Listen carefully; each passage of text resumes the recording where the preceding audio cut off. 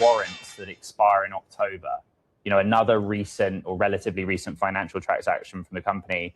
What should they expect happens with those warrants between now and October of this year?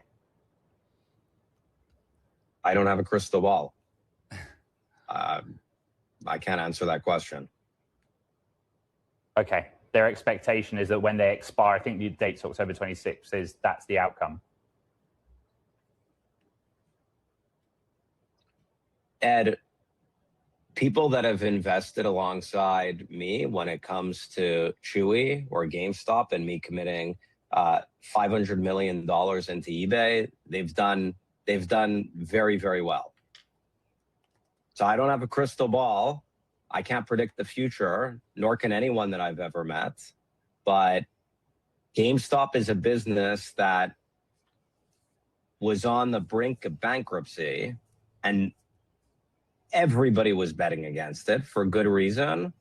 And now the company is making more money than it's ever made in its history. All right, let's fucking go. You with me, Jake? Let's fucking go. All right, let's fucking go. 3, 2, 1. Thanks, everyone, for checking out the show. I'm Sean Fitzzzy. And I'm Jake Friedel. And this is The Echo Chamber. Our warrants expire in 74 days.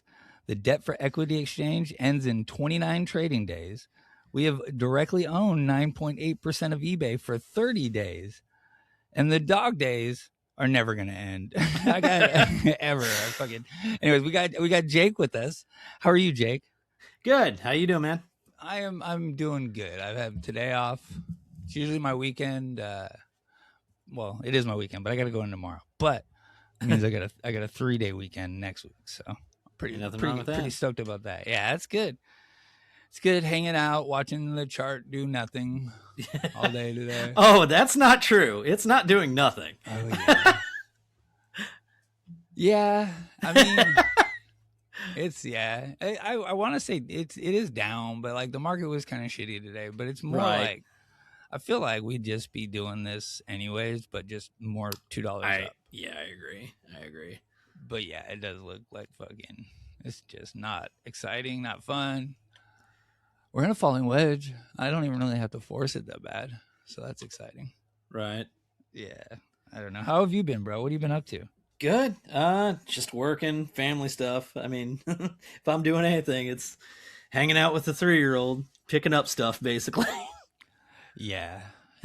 I'm well past that. We're back to taking them to school, but right on.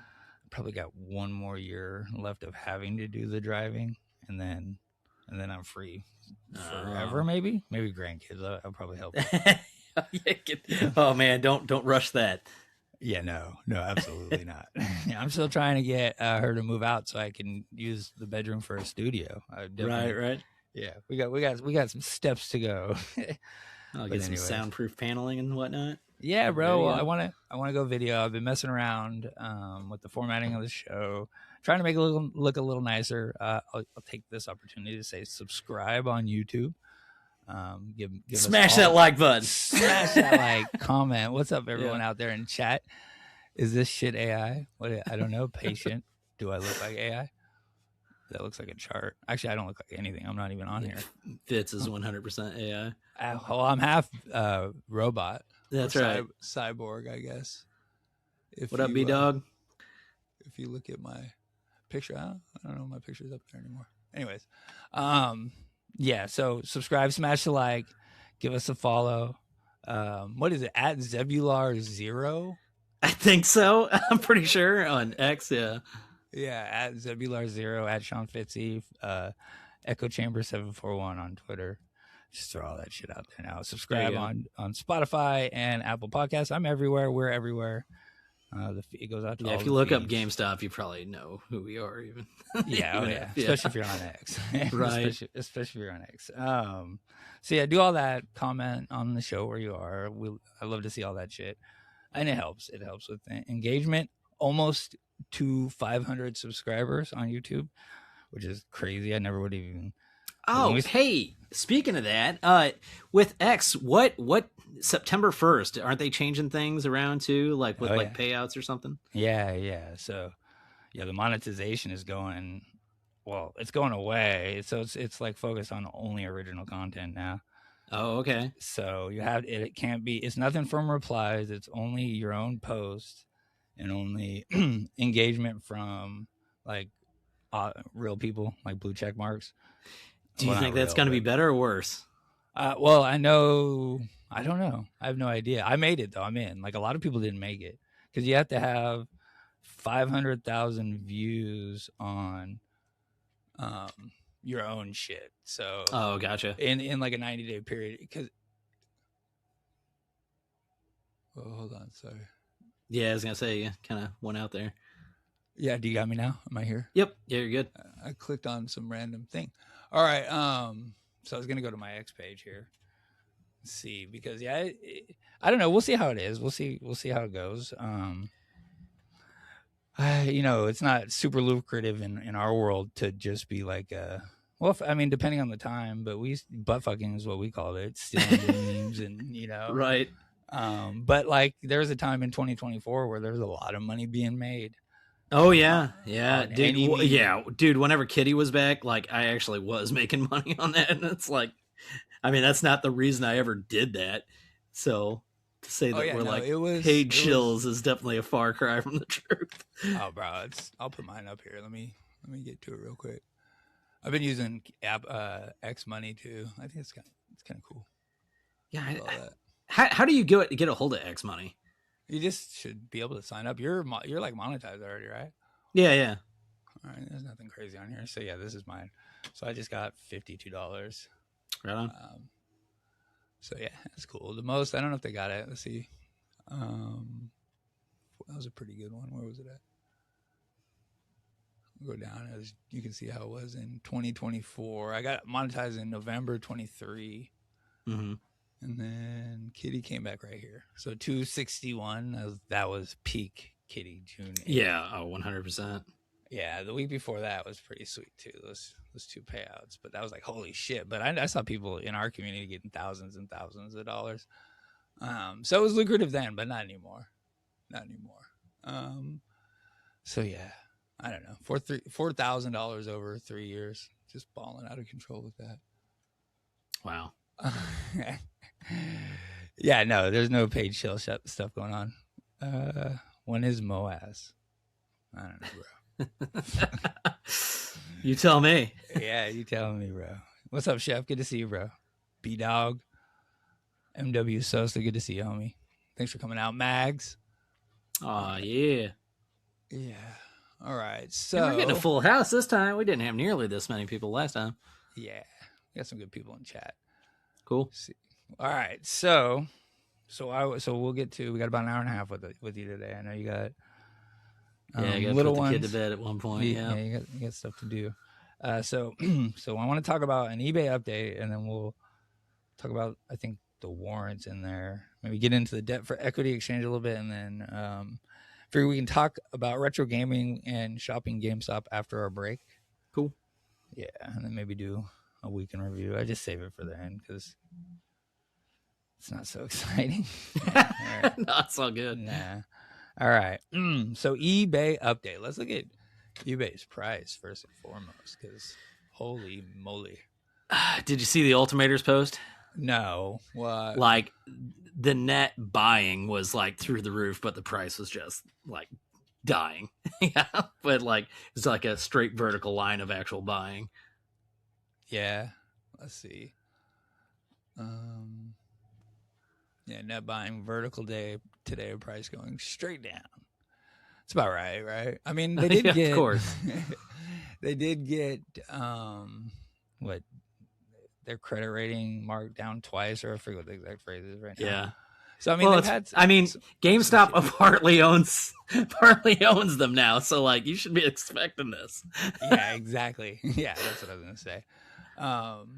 Yeah, it's weird that it was timed with that rumor too, that those credit ratings kind of happened. Dude, I'm telling you, if we full ported SPY, like just dump everything in the market. Right. Well, I saw something today that like 75% of hedge funds are underperforming the market. Yeah, I just saw that too. Yeah, that popped up in my feed too.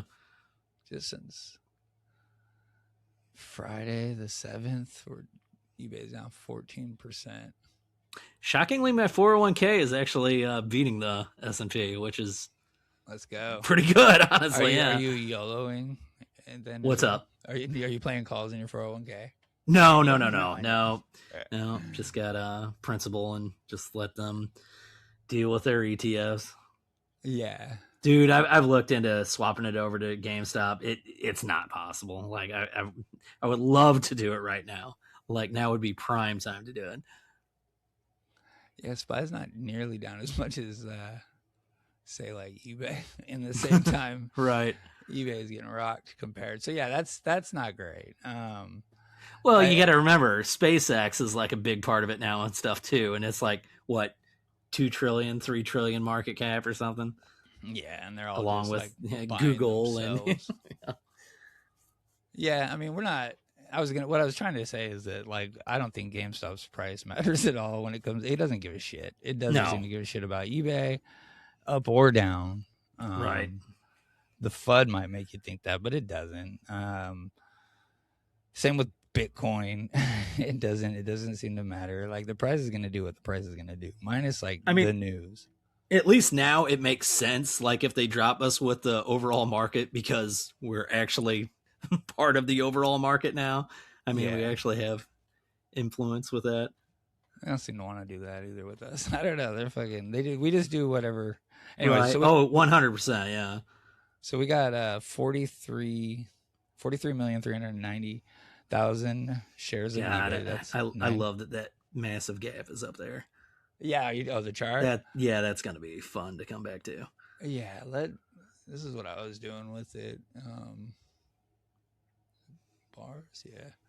Just like if you just didn't look at the dip from the news, right? Like, it's kind of like we're just trading sideways. That's all it really is. Well, with like some downward pressure, but like if we just didn't have the fucking news of the debt for equity exchange, this is exactly probably what we would have been expecting. Oh yeah, 100%. Just low volume. I mean, we had the big volume initially. It's a little bit more volume in here. So what do you think? Domo's floating the idea that we're doing buybacks during this. You think that's I don't know. I don't know right now. Like I don't think right now. So what the difference is? I mean, I would love for them to be. So you gotta have a plan in place, right? Because right now we're in a blackout window for right. Yeah, for earnings. So basically, it had to be scheduled, and then there was a very short couple windows there that they could have done that. Yeah, I had Wally, the commission in the Discord, said he found at least one window where, because there's material info or knowledge going around with the eBay stuff, right? So there's all kinds. But is that invalidated now because since we're doing the debt for equity or whatever? Yeah, I don't know. Who knows? And honestly, like who knows the exact rules when it comes to this? Like, right. Well, I think I said in the Discord, I was like, if you want to short something, you can just short it to death. You can kill a company off. But if you want to do anything to like try to save your company that could be like beneficial, there's all these rules in place. Yeah, exactly. Yeah, it's exactly right. So I mean, the buybacks now would be whatever. It's the news that would send it, right? Like, yeah, that would be the exciting part. Would be when he announced it. We'd have to know what he has planned. I know we're talking a little bit about it before, but like there's a chance that this is just part 1 of 3 of the debt for equity exchange, buyout or whatever you want to call it. I mean, to me, logically, I think they want to get rid of that $32, what I consider to be like a hard resistance, because we'd have the warrants and then we'd have all the convertibles. I think they're trying to make it to where it's going to be essentially clear skies when we get to 32. Yeah.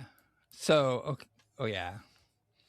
So, okay. So there's two conversations here, right? So there's like the warrants conversation. And so like, I'm trying to think if we want to talk more about that when we get down to the debt for equity exchange stuff. Right on. Yeah. I'll save that for then. I'm just trying to think. Do we have so in terms of eBay, like, so it's been exactly 30 days. I said that in the intro. It's been 30 days since we converted our put call pairs to the shares, to our 43 million shares.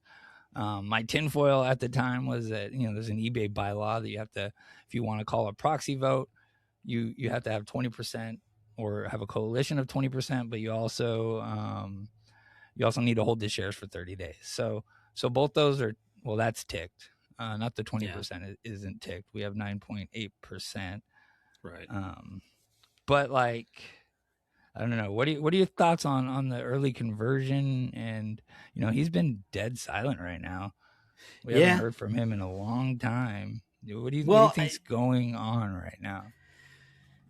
I don't know. So, yeah, like you said, we were talking about that earlier. I don't know. I think they kind of want to make it like clear skies. So once we get to like 32, we can just keep running essentially. Why you would convert now? I think that's just a balance sheet game as of right now. This is still accretive. Who does the updates daily? But we're something at like 14% accretive or something like that with like where we're exchanging right now. I mean, obviously that could fall, or we could offer less shares, if the price goes up. Oh yeah. But as of right now, it's like a 14% accretive. So you're talking about the VWAP, right? Like, so we're at like 1895 or somewhere right around there. Maybe worse after today. Right. Yeah. I think it's like 18. I don't know. I didn't look, but yeah, I don't know. Yeah. I mean, it was a bad day for the market though too. So it's really hard to say what's going to happen tomorrow. Yeah. Yeah. No, I mean, so we converted. So we converted two things early. And so we've been talking in the Discord. I was going to play a game, but I'm not going to play it. But like we're doing a lot of things like earlier than we would think we needed to. And, I don't know. It's kind of interesting. Oh, it caught me by surprise, no doubt. I was like, "Oh, okay, we're doing this." I thought 20 was our floor for sure. Nope. Yeah. Okay. Well, we'll move on. I'll move on to the debt for equity exchange. I'm just trying to see if I got anything else with eBay here. So with the dead silent part of it, like. I'm wondering, I don't know. We were talking in the Discord, like he could be negotiating with them, right? Like even that rumor could have been in negotiations. I just put like, a couple of reasons why he might want to convert early. And then I can move on because there's really not much more exciting about eBay, I think. But it's game voting power for a potential meeting or proxy fight. So we have 9.8% of that. We would need another 10.2% from a coalition. If I'm going to go tinfoil with it, I know TD has our counter trade or whatever for right. Yep. 20 billion. Yeah, exactly. So they had shares at least with the filing that came out. So that could be, whatever that right now is supposedly just for that. And now that we converted, they probably exchanged those shares with us or something along those lines. So I guess smarter people out there would say they probably don't have those shares, but tinfoil wise, tinfoil wise, that's almost 20% right there. And they are at least supporters of us. It's Toronto Dominion, right? So that'd be one way one reason to convert early from the put call pairs, to get ready for a proxy fight. We're at 30 days up. So that's a possibility. If we did do a proxy fight, that would be, maybe try to take out the board kind of thing. So the other one is increased negotiating leverage. And that's maybe just basically show you're fucking serious, right? Like instead of having not as much on the line with the put call pairs, except for gains. But a lot of that on the line still. But convert it, let them know you're fucking serious. You're not going anywhere, and maybe try to get these guys brought to the table. And then like you're talking about, like removing counterparties, not having anything like in the way moving forward, like. So I never actually in the Discord asked you, what are your thoughts on the rumor that we were pulling our offer or whatever? What are you thinking that means basically? I don't know because like I mean, so RC uses the press, right? Like, but it's not typically fucking Bloomberg for sure. Like he's used Wall Street Journal to get out leaks and rumors. So it's not unheard of for him to leak something, but it wasn't like, I don't know. It was like kind of a weird rumor. Yeah. So though somebody pointed out, and this would actually make sense to me, he might be pulling his original offer. Yeah. That doesn't mean that there's not still an offer on the table. That would mean hey, we're going to give you $125 a share. Now that it's like at $100 a share, he could float something else directly to the shareholders. Be like, so yeah, there could be some truth in it. Maybe he wanted the price lower. I don't know. Yeah, I mean, could be. Yeah, like if he's committed to his thesis, this dip of 15% to. I mean, I don't think anybody would disagree that eBay's price got pumped up from GameStop saying that they were gonna, offer 125 a share. I don't think anybody would disagree with that. If they're saying they're gonna pull their offer, I mean, naturally the prices start dumping. Yeah, it's already below. What was our cost basis? Our cost basis is 101, so we're right. We're right at it, like right the fuck at it. But it had got announced at the very start of May, and I think eBay was 104. Yeah, because that's where we started our period. So eBay is now giving up any possible gains from the rumor, and they could have had it at 125. I mean, now it's 101 or 100. But I mean, like, this is a dip. Like, he's at his limit. He can't really go over 10%. Well, I mean, he could. He can't really go over 15% because of dollar now, but he could. eBay was talking about doing buybacks though too, right? Yeah, just like that would fuck him.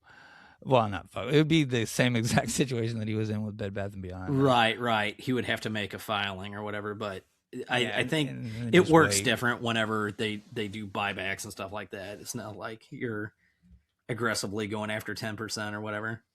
In fact, that's what happened with that. Well, that's what happened with Roaring Kitty with Chewy. Yeah, you're right. Remember, they did buybacks, and then that put him over the line. I feel like maybe a company might do that if they got an activist investor to trip them up, kind of thing. But if he did cross 10%, they could try to go for any potential profit. What happens if we don't have profit? Like, do they owe us money at that point? right now. I mean, fuck. Just, typical welcome to Ryan Cohen's world of everybody hates us because it's true. Yeah. They're going to short it if he's on it. And I feel like even something as big as Bitcoin, like, eBay, whatever it is.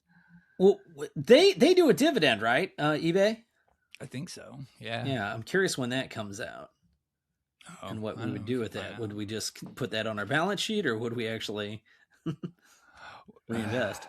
Yeah, I don't know. Maybe we're selling covered calls on this shit, by the way. That's what I want us to be doing. Like, if we were selling like $130 covered calls, to me, that makes the most sense. We've done it with the Bitcoin. Right. That's what I'm saying. It would be verbatim the Bitcoin play at that point. So if it falls, it's falling, but we're still at least, making money on it while we hold our position. Yeah. So yeah, I mean, so nothing happened and nothing happened. Like his last Twitter, Adam said quarterly dividend. Okay, I didn't realize that. Thank you, Adam. What's up, NFAWA? What's up, bro? Short Fridays redacted. I think he's trolling.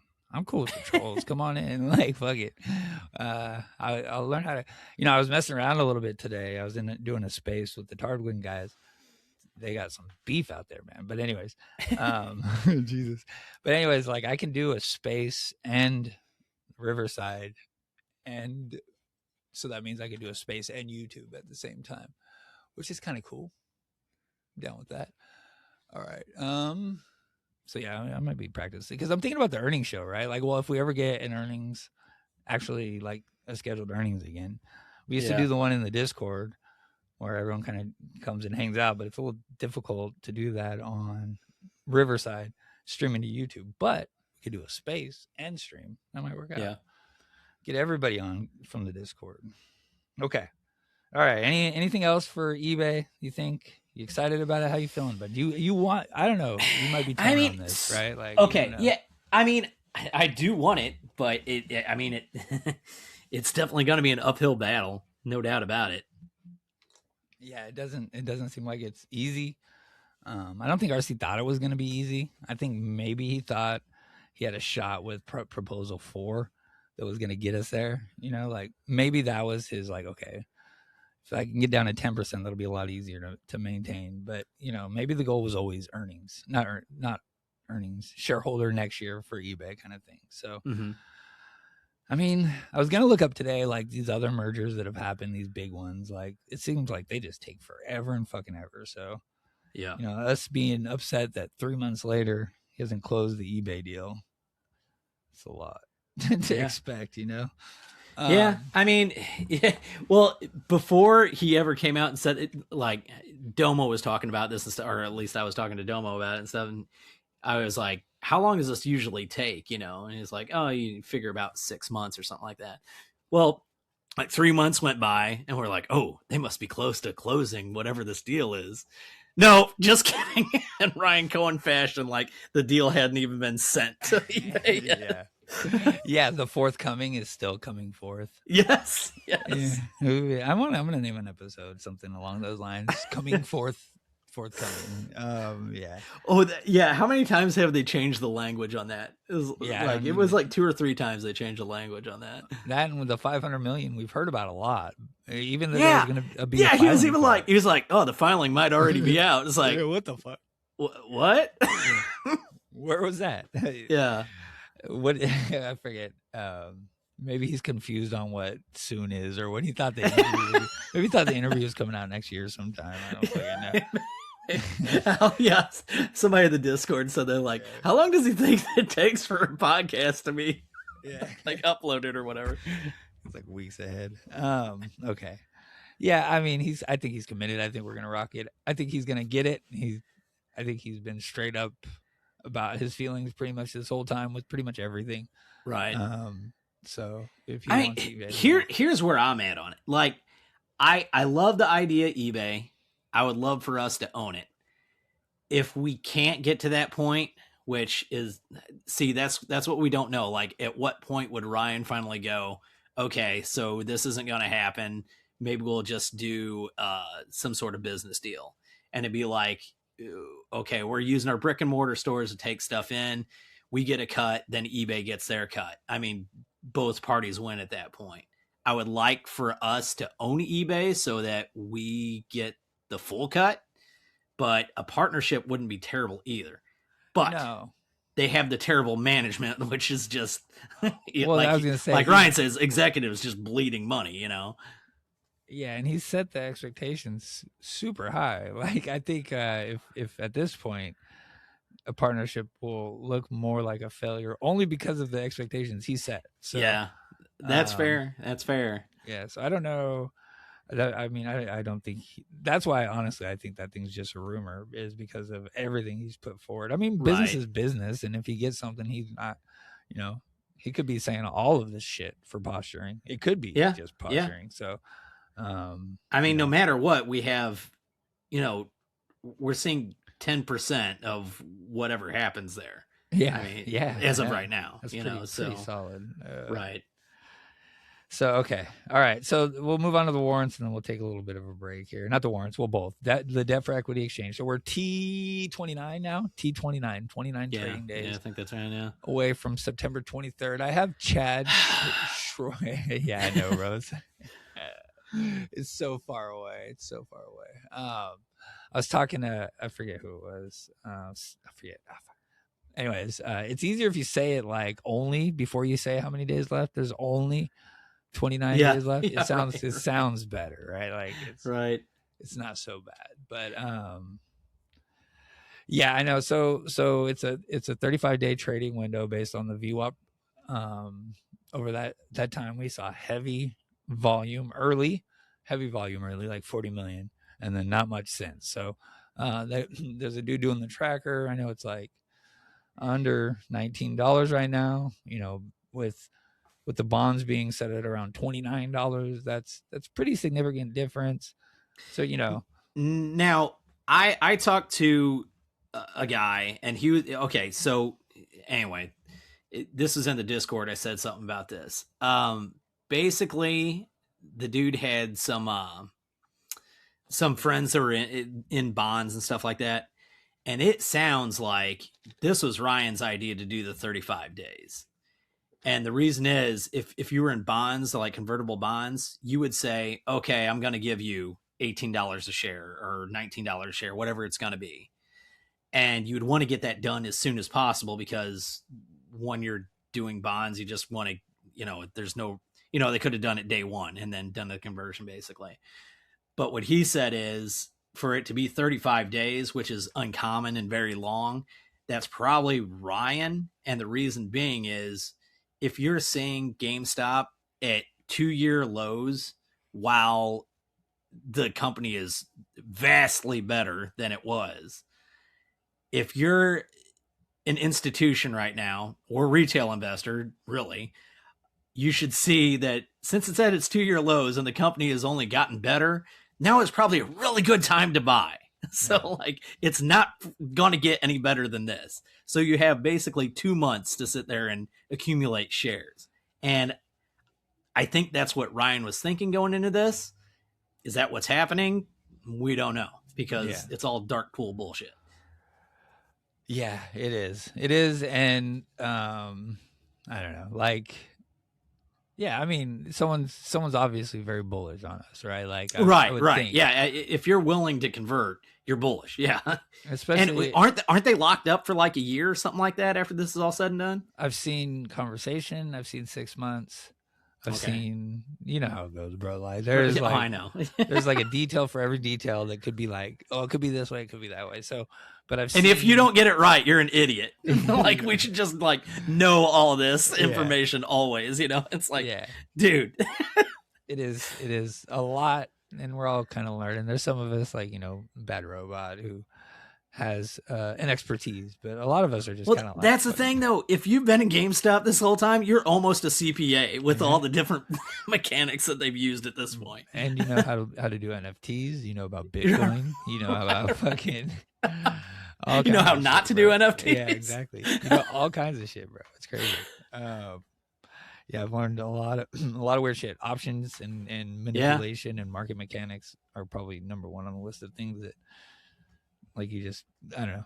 That was always the most interesting thing to me, for sure. And all this, but Chad put something that I found something pretty interesting. So we're focused on the price, right? There is a minimum. Let me see if the images might not be very big. So the price is based in part on the average volume weighted average price of the common stock over 35 consecutive days, beginning the third, ending whatever, subject to a per share price floor. So I'd been focused, and I think a lot of us had seen the per share price floor, but the what was it? I already lost it. But in part, based in part, that's the exact based in part. I have a theory about that. Okay. Okay. So I mean, as far as the floor, if you are going to be shorting this, to me, what makes sense, if you know the earnings are coming in here and the EPS right now is 6 cents, which is ridiculous. That's going to be somewhere during this 35 days coming up. Yes. It could be dropped tonight. Earnings could be dropped at any point now if they chose to. So if you were going to do that, say you're Ryan, maybe you'll do it halfway through the conversion. Now, if you're the other party, to me, what would make sense is to knock the price down as much as you could. When earnings comes out, it's going to want to rise. It's probably going to, so say it bangs its head on $20 or something like that. Volume's going to come kicking back in. Well, we had a 40 million volume day on the first, conversion day or whatever, or the day they announced it. So what did it go down to? 18 something then? Anyway, so what I'm trying to say is, if we get back up to $20, $21, $22 and volume starts coming back in, the floor might actually still be $19-20 or something like that. Oh, it'll take or even higher. I don't. Yeah. I have no idea. But what I'm saying is, they might have already been factoring in earnings coming in that window, and basically they're going to find a median between the two where it lies. Yes, I think we got at least one volume event in our future in terms of earnings, where so we've done 65 million since that first day, by the way. 40 million, 41 the first million day, first day, and 65. So it's what do we have today? Like 5 point something? Yeah, 5.73. Okay. So the base in part thing that was interesting is because obviously there's going to be something else there, but he's put a premium. There was a premium on the bonds originally of like 37.5, and then I think it was like 32 or something on the other ones. Right. So that's not unheard of. So, we could be looking at a low price floor right now based on just the VWAP, but there are at least two things that we don't know in regards to this deal, and probably a whole lot more. So, armchair CEOs might want to chill out a little bit until the full terms of this come out, because at least there's something else in there, and even a premium of 20% would be it's totally good. The Tom Hanks meme. Just wait. Wait. Like we won't know until it's over. Yeah, we'll see. The Zen Master one, the Kitty has one like that. So all right, so I guess I have the warrants in with the debt for equity exchange. We kind of talked about it a little bit, but that's kind of like the growing sentiment is that, or I guess anger around the warrants, is that they're not looking that well. So I guess I just wanted to see what you thought about what do you think? Are they going to finish? In the money or at zero? I mean, here's the thing. I think a lot of it depends on what happens at the end of September with this exchange. If we find out the floor is much higher than we're assuming, I mean, that would be enough. And you got to remember too, since we're wiping out essentially 1/3 of the debt with this, are we gonna bang past 32 based on that? I mean, that's a mechanical thing that's gonna. When this is over, we should rise. The debt could have been holding us down. Like it could have been, well, not holding us down, but like reducing volatility. I guess holding us down. But 2/3 of it still exists. Yeah. So does Ryan hit us with another banger like when we initially got the bonds, where 3 months goes by and it's like, ta-da, we're doing another debt for equity. Yeah. You don't know.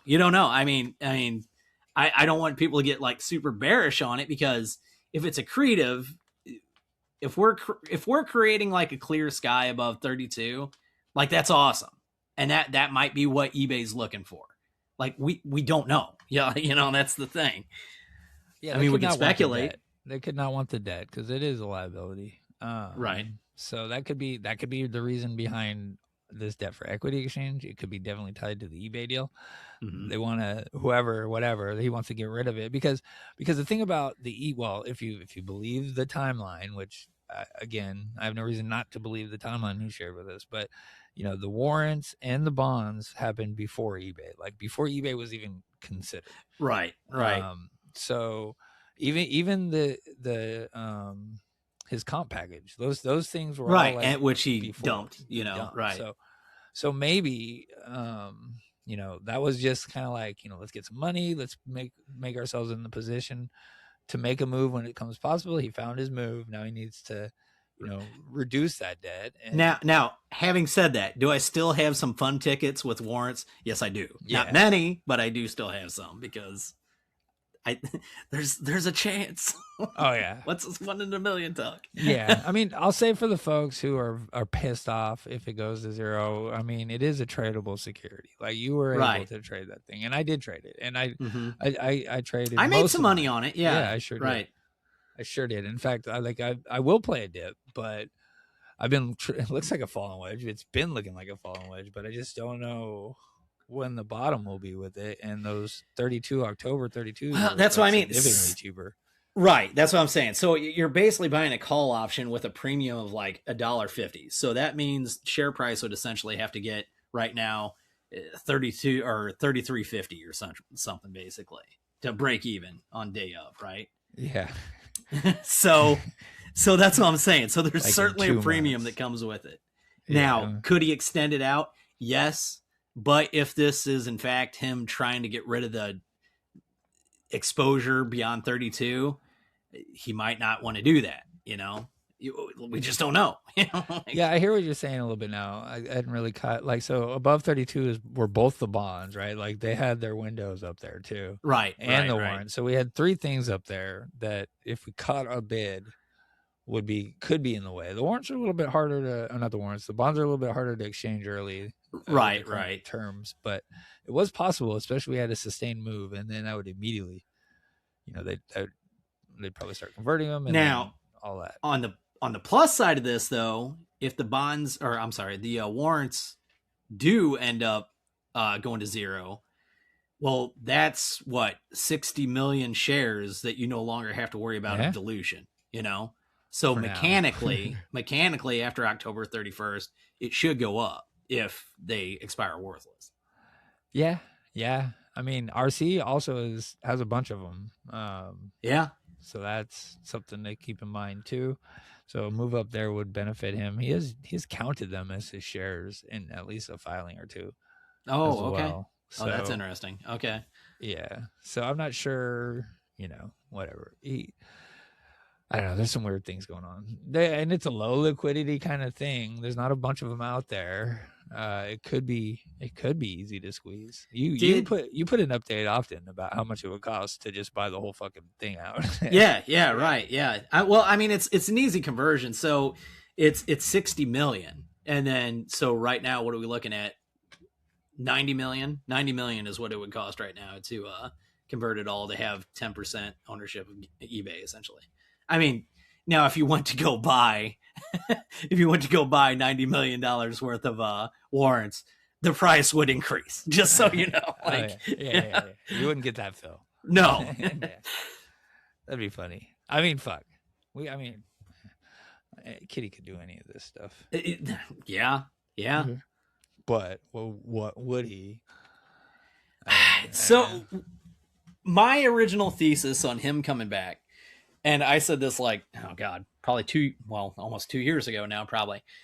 If we wanted to see him back, it would probably take 1770, which was the low between the two peaks, like whenever he decided to send it at $10 or whatever, right? Yeah.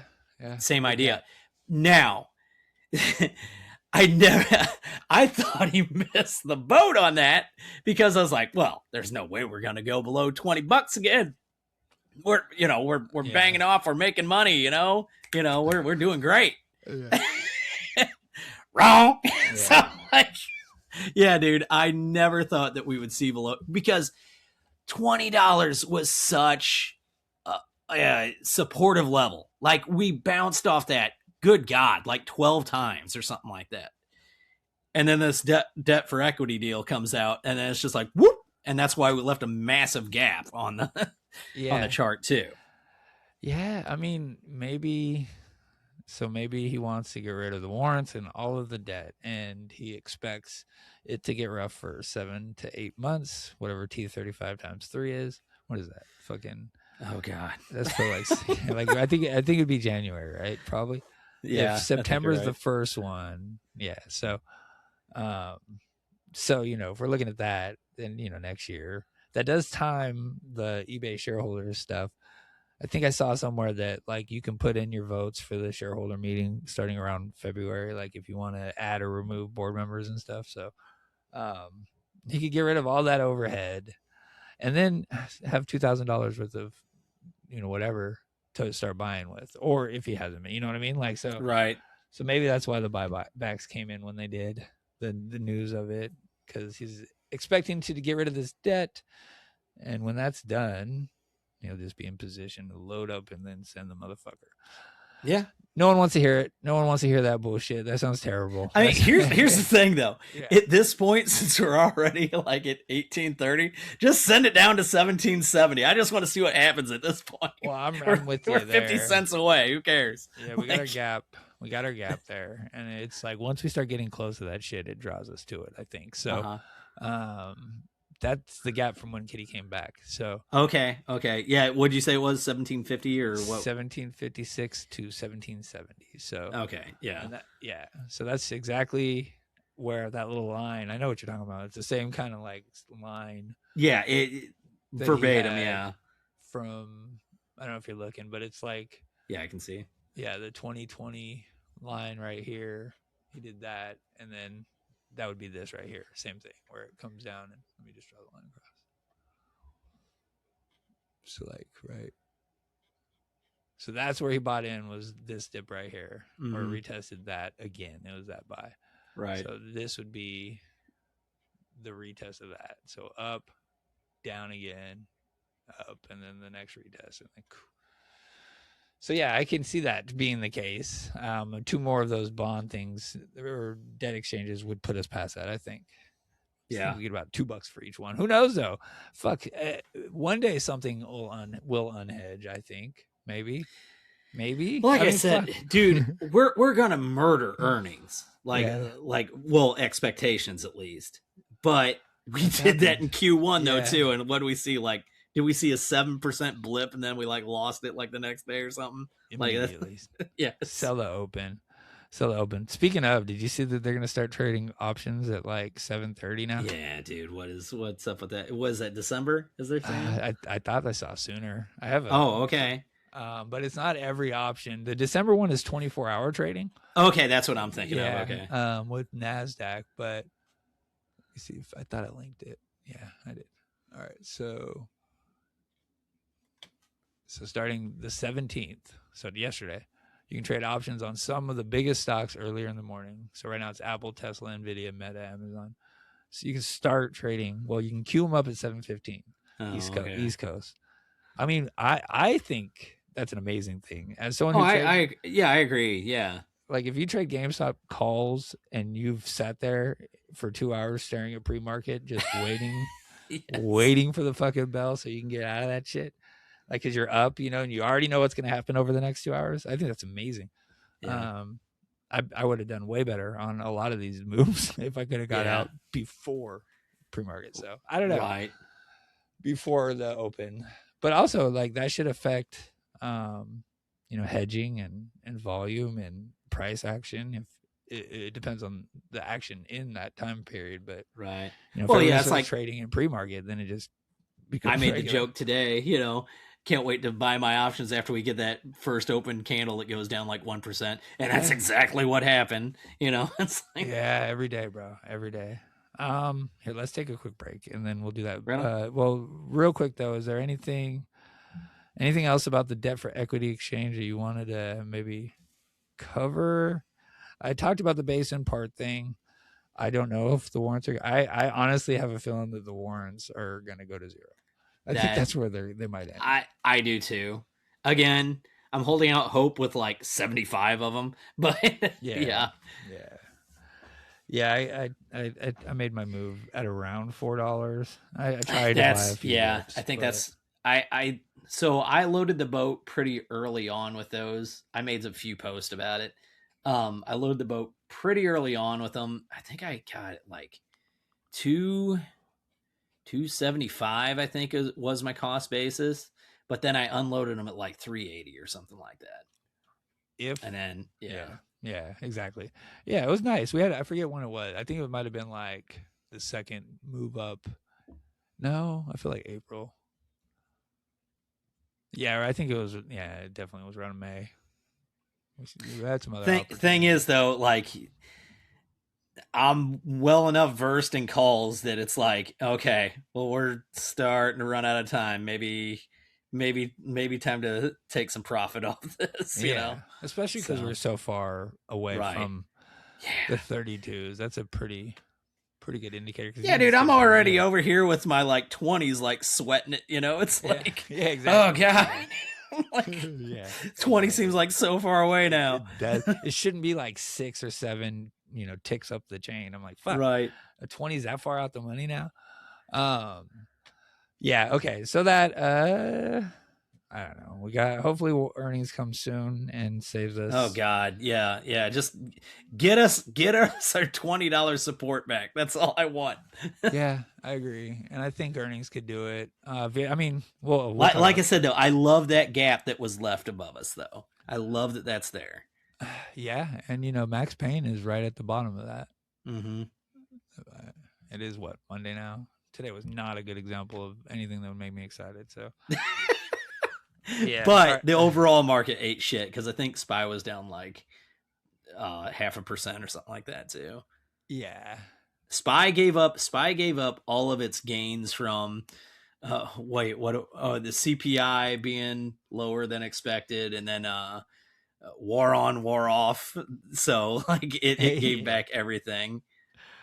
So yeah. I think the next move is up with SPY, since there's not going to be Fed cuts, there won't be Fed increases almost likely for September. So I think SPY is just going to move on up like it just always does. Yeah. It's got a gap that it's almost filled now.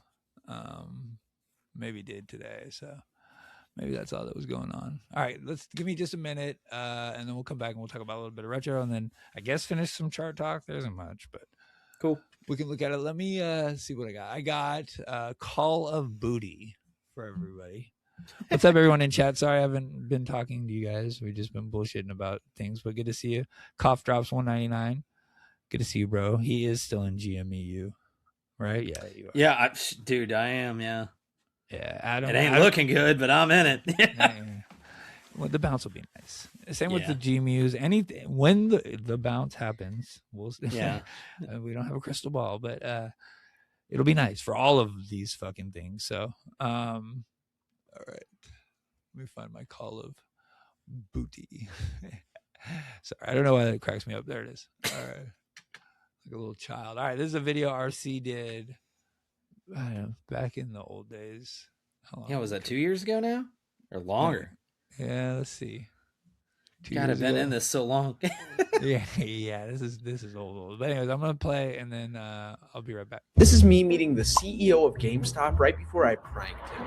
Let me explain how I got here. It all started 3 months ago when I was blacklisted from every GameStop for pulling some pranks on their employees. My district manager says, if I ever see you guys again, you guys have to leave. I love GameStop, so I tried to get them banned by going to the headquarters and threatening to release this game I made of their CEO, Ryan Cohen. But instead of unbanning me, they kicked us out. I thought that was the end, but a week later I received a call from Jason at corporate. He told me that GameStop wanted to possibly work with me. He would personally deliver the game to Ryan, and he was going to look into finally getting me removed from the blacklist. All I had to do was wait a week to hear back from him. So over the next week, I waited and waited and waited in anticipation for that phone call until without any warning, my phone began to ring.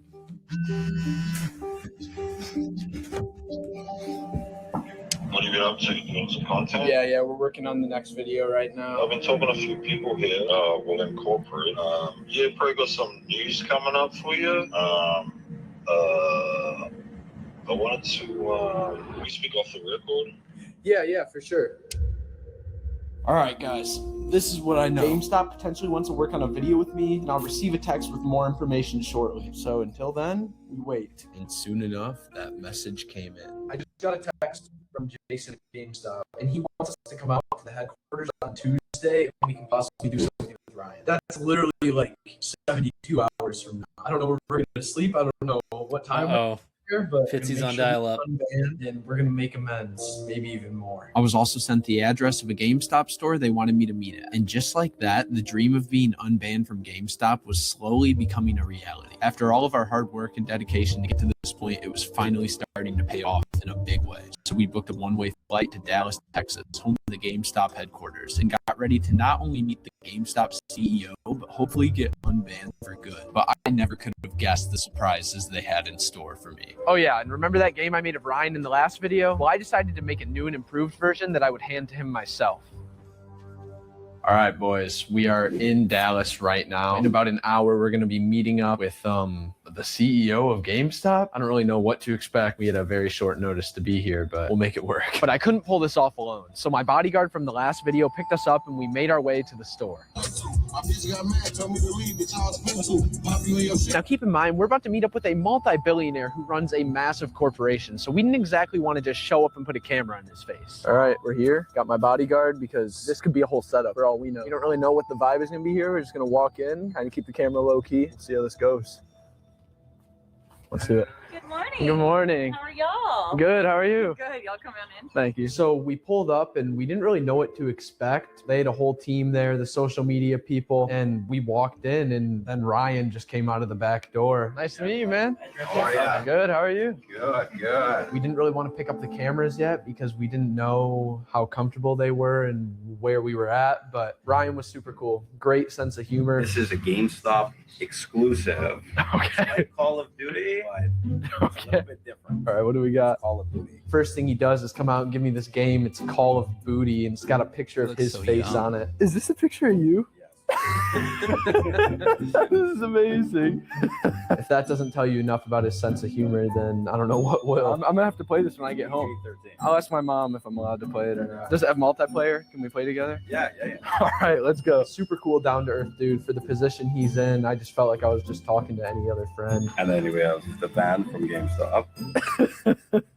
This is actually awesome. I saw in one of your videos, you gave $500 to someone. Ryan actually gave me a $500 gift card because in one of our videos we gave a kid a $500 shopping spree. So we have a $500 gift card. Are you serious? Yeah. Do you care if I give this to someone else? Anyone you want? So I'm going to be giving it back to one of you guys watching this video. And we actually just released custom games on my website. You can upload a picture of you or your friend and choose from a handful of different fake games. And I'm going to put this $500 gift card in one of the orders I ship out. Get yours now at sethmeyring.com. You know, we sat there, we got to talk to Ryan for a little bit. He was super cool. Everyone was very friendly. And then they told us they had a surprise for us. Can I walk you guys over to a fun section now? Yeah. Actually, yeah. I'm actually contractually obligated to not speak. Please don't speak with my security guard. He's on the clock right now. I didn't really know what to expect. And they lead us over to this shelf with all these games on it. And I look at it and it's 100 video games of me. What the? Dude, no way. How much does this game go for? $69.99. Will there ever be a DLC on the way? You're not supposed to speak. I was just very curious. And just when I thought that was the end of it, there's more. So I walk over to another area. Now we have all these GameStop redemption games with Ryan's picture on it. And there was some with my picture on it too. They kind of pulled my own prank on me. And then I finally got to meet Jason, who I've been talking to on the phone this whole time. I don't know what I was expecting, but let me just say I'm lucky my girlfriend wasn't in the room because she probably would have. You don't even have a girlfriend. Pretend I do, just for this bit, okay? And then, you know, I gave Ryan the game I made of him. This is the new one. I was wrong. You actually seem like a pretty nice guy. See? I didn't mean him.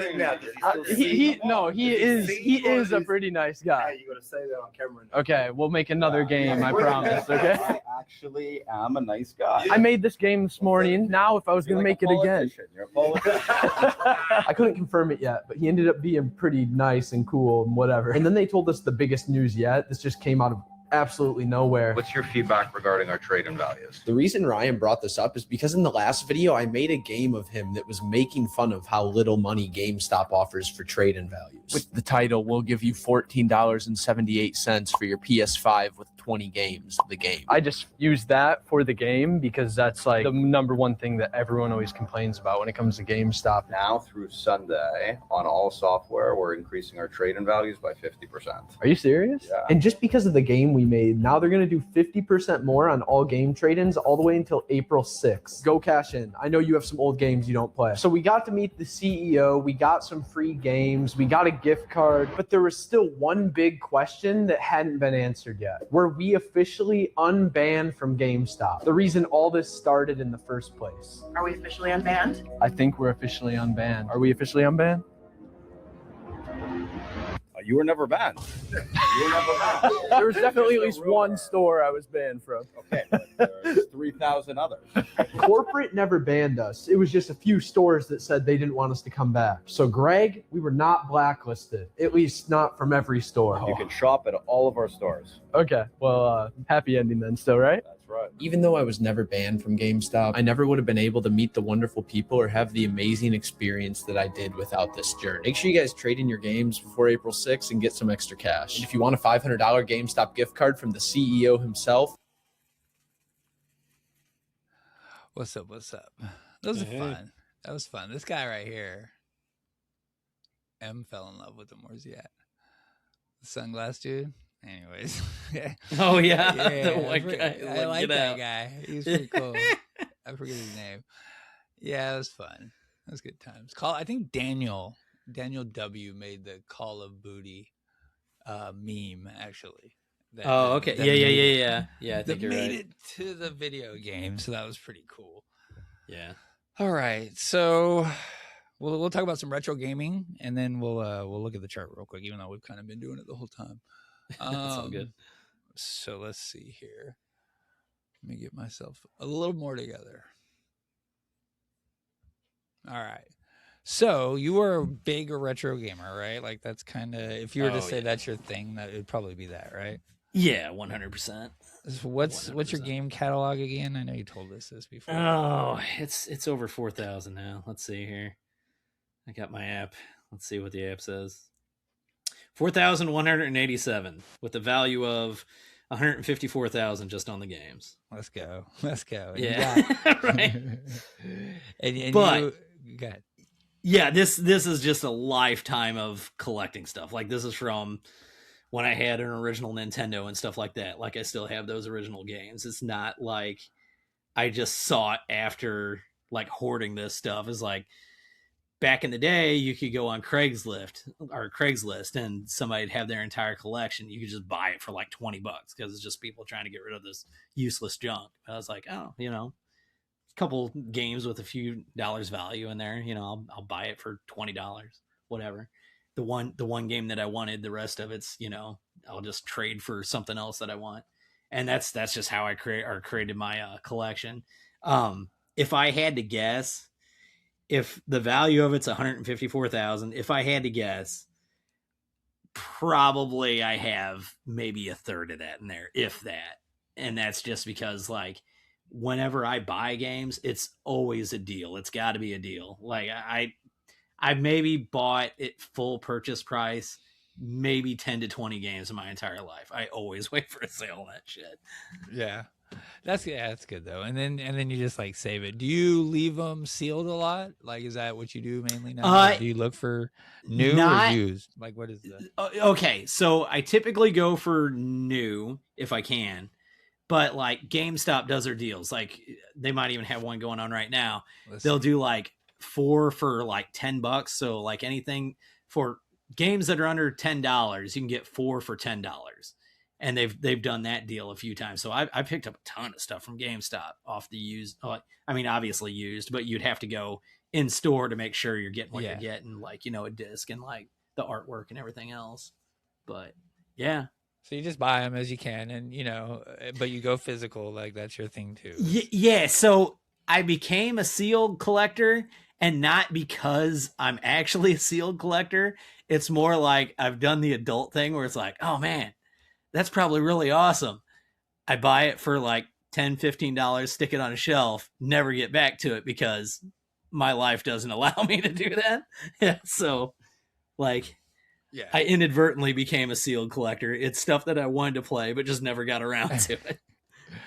Yeah, I mean, I used to, like, I got a couple hundred games, all digital. I never went physical, though. Like, I was always convenience, right? Like, for me, the coolest thing ever was not having to get off my couch. I think I'm older. Oh, I get it. I mean, I totally get it. That was just amazing. That's like a leap of fucking technology for me. Like, the wireless controllers and just all that shit I thought was so awesome as it was happening. But, right.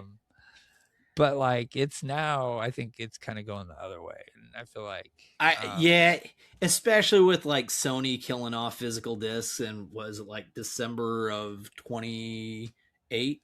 Is that what it was? Something like that. Yeah, like or January 2028. That's what it was. So and you don't not even that far away, really.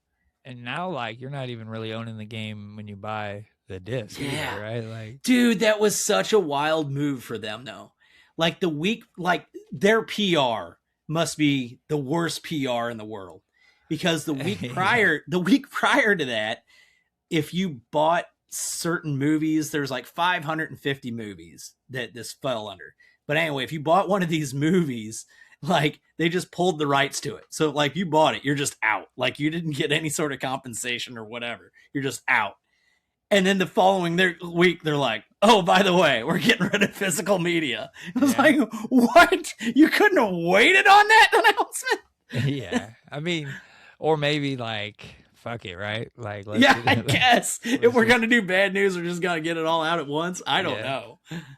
Yeah. Do you think GTA 6 is kind of like facilitating this whole thing? Like, it's huge, right? Like, you can't put that shit on a disc. And so there's a reason for that. And I don't think it's the physical aspect of it is like, I don't think they're necessarily against doing a physical copy of it. But from what I've seen, there's like leaks out there. It's saying it's going to be like massive, like 500 gig massive. Yeah. Well, your Blu-ray discs only hold like 100 gigs or something like that. So you're talking about 5 Blu-rays if you wanted to have a physical copy of it.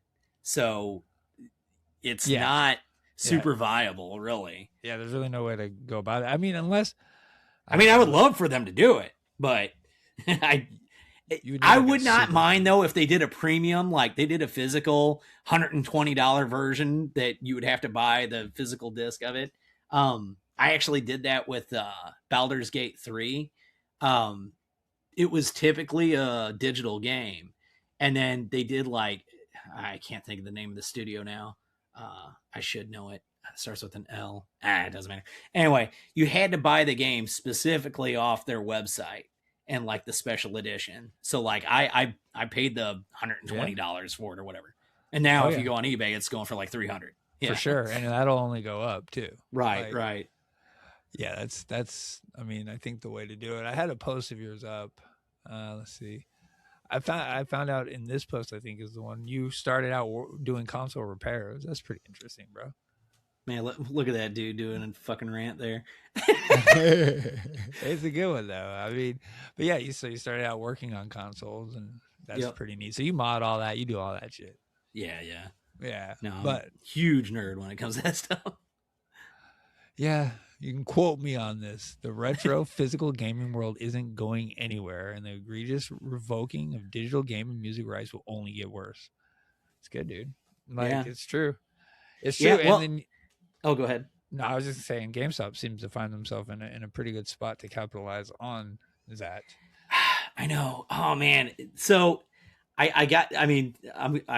you'll see me on X always complaining about this, I guess would be the word. But why are we not doing game grading? Like, why are we not doing this? Like, that's my it's just money we're leaving on the table. Yeah, there you go. For the love of God, let the boy get his games graded at GameStop, right? Like, I mean, PSA is doing grading, right? Like, that's what I'm saying. Yeah. So, what was it? What were they called? CGA or whatever. PSA bought out CGA or something like that, or what? Oh no, I'm mixing that up. Anyway, they bought out some company, and so now it's PSA grading. And somebody said, well, they're already backed up with cards. Well, PSA is the umbrella company, and so the game grading would probably be a whole different facility and stuff.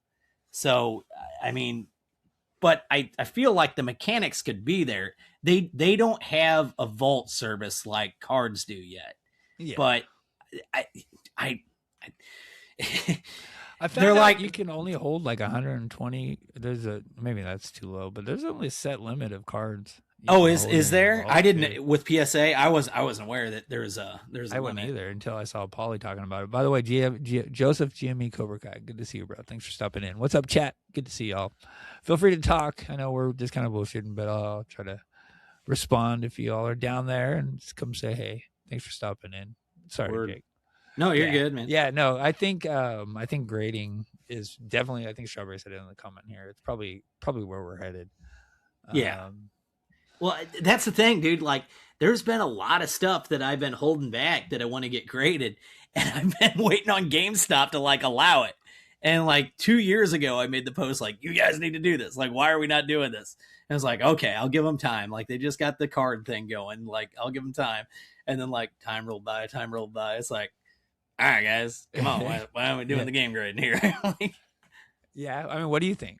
What do you think the holdup is? I mean, so like I was saying, they don't have, as far as I'm aware, they don't have a facility for vaulting. I don't know why they couldn't use the card as the same basis. Like so for example, I've got a Zelda Breath of the Wild first edition or first copy edition for the Wii U.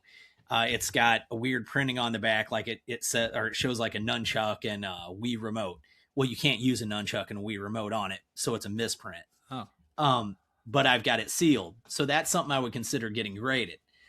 Now, with like Pokemon cards, you send it into PSA grades it or whatever, then they shoot you an offer through like the website or they send you an email, right? I don't see why there's not a reason we can't be doing that with video games. So like I send it into GameStop, PSA sends me an email 3 weeks to or whatever, however long it takes. They shoot me an email. They're like, hey, the going rate for this is $200. We'll give you $180 right now or something like that. Do you want to accept this offer? I don't see why we don't have something like that in place yet. Or we certainly should, I think. Yeah. Maybe it's probably, I don't know. Maybe there's logistics things like you're saying. Maybe it's all that. But I mean, you don't need to inventory it. Like you don't need to.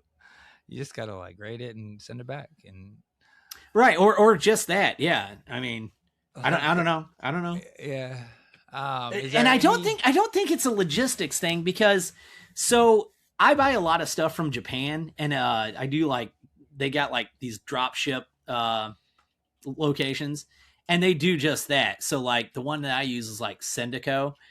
So I buy all this stuff from all these different Japanese websites. It's like their version of Amazon, their version of Amazon. And then what do they got? Yahoo Auctions. And then they got Mercari. That's like their big one there is Mercari in Japan. And anyway, they have a bunch of online sales stuff.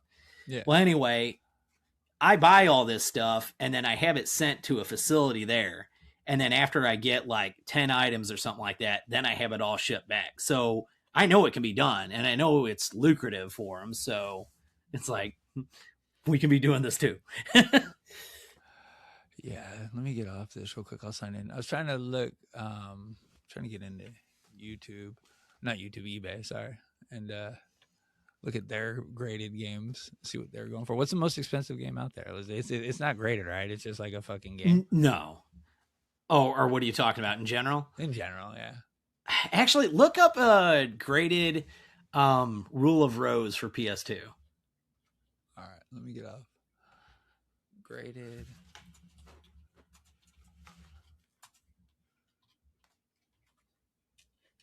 All right.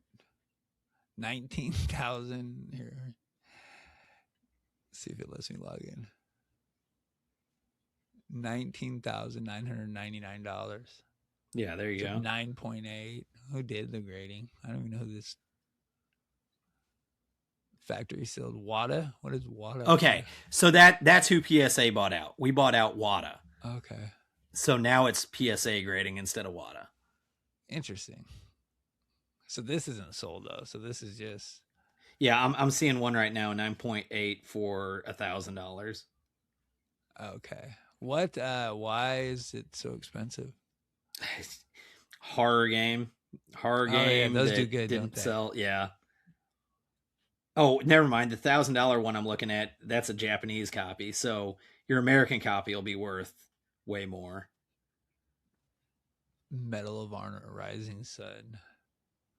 $399. I don't know. I'm just clicking on random shit. Oh no, you're good. Yeah. Yeah. I wonder why. I guess maybe there's something. PS2 games, I guess, sealed, but like there's got to be something about the game to make them want to sell it, right? Like not just brand new. Right. What is the grade about? Like the seal? Yeah. So it's like cards. The seal condition, makes a difference. Is there any tears in the plastic? How tight the seal actually is, like the cellophane to like the case and stuff like that. There's a lot of different variables and stuff. But it's just like cards. I would like to be able to sell my digital games at some point. So see, that's the reason that, that's what I tell people all the time with my physical stuff. It's like, I have $150,000 worth of games. If I had those in physical, I would have $0 worth of games. Yeah. I mean, but who would want? I mean, it'd probably be the same problem, right? Like complaining about not getting enough of a traded value for the $60 you spent on the game. Right. Yeah, it does save them a lot of money to not have physical games too, right? Like that's for sure. Yeah, it's for, Sony and all of them doing that. Like there's been a lot of comparisons. So it'd be like somebody pointed out, they're like, hey, I just got Astrobot for PS5 off Amazon for $30 physical. If you go on the Sony's PlayStation store, it's $65. So like it's literally less than half, Yeah. I don't know. There's almost never any deals, it seems, on the digital games either. It's like they just fucking never cut you a deal. I'm trying to find, where's the consoles? Retro gaming consoles. Shop hardware. I'm just trying to see what we got. I know, so the 3DSs are insane. Dude, the M64 is badass. Like, I'm not a huge fan of the N64, but like, that's pretty badass, that thing. Yeah, I think I'd have a blast playing it with my kids. Something like bust out the GoldenEye, or I don't know. I'd have to get it again. But this is what I used to do. I was in high school, graduated actually when I got my N64. So, oh shit. Yeah, I'm a little there. But now I do have a chromatic. Paid for. Oh, I've got a chromatic. Cool. The chromatic is badass. I probably spend more time on that thing than any other thing what do you have. Play? So I've got a ROM cart, which means like it holds like all the games that came out for Game Boy Color. Heard that? Yeah. But yeah, but what's nice about a ROM card is if somebody makes a hack, like for example, there's Super Mario Land 2 that came out, and it was a black and white game. Well, somebody hacked it and they made it color. Well, you can play that with the ROM card or whatever. So that's like stuff fun. That I'm playing on there. Yeah. That's fun. You said the 3DSs are the ones.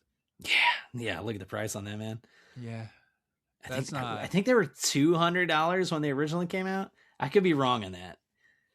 MSRP. Actually, I'm curious. Let me see what the MSRP on our new Nintendo 3DS when they came out. It's kind of fun. I mean, I remember when that shit was coming out, and it's like, oh, it's got the 2 screens. Whoa, you know what I mean? Like that. And I remember when the GameCube. That's still like that. If I pick a retro, I think that's probably not GameCube. Dreamcast. That was the one I love. So get this. That new Nintendo 3DS XL that you had, the MSRP when it came out was $219. We're selling it used for $398. Like that's how the market is on 3DS stuff now. It's crazy. I wonder what the trade-in's like on that too. I wonder what you get, like, because that's probably got to be in pretty good condition too. You can go to trade-in on GameStop's website somewhere, or maybe Google GameStop trade. It should be in the top.